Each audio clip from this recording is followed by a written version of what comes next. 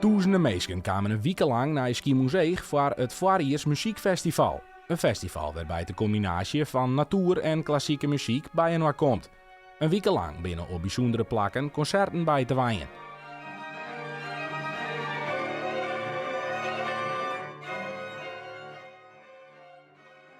Ja, dit eiland is uniek, de natuur is uniek.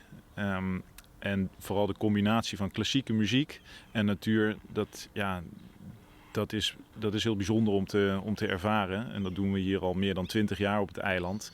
En ja, het is ook vrij uniek om te zien hoeveel mensen hier ieder jaar weer terugkomen op het eiland om weer naar het festival te komen.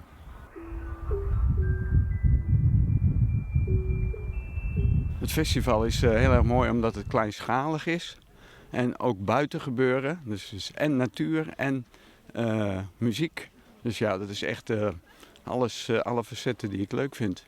Want ik ben echt een natuurmens. Dus, maar dat klassieke muziekgebeuren vind ik ook prachtig. In Rotterdam heb je vaak alleen maar uitvoeringen in concertzalen. Maar hier is juist die combinatie met de natuur zo mooi.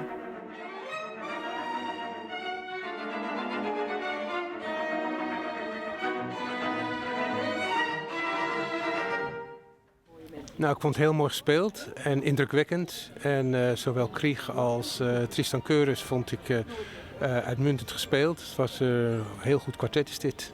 Dat vond ik ervan eigenlijk op dit moment. Het festival is benamen riochte op een nieuwe generatie klassieke muzici.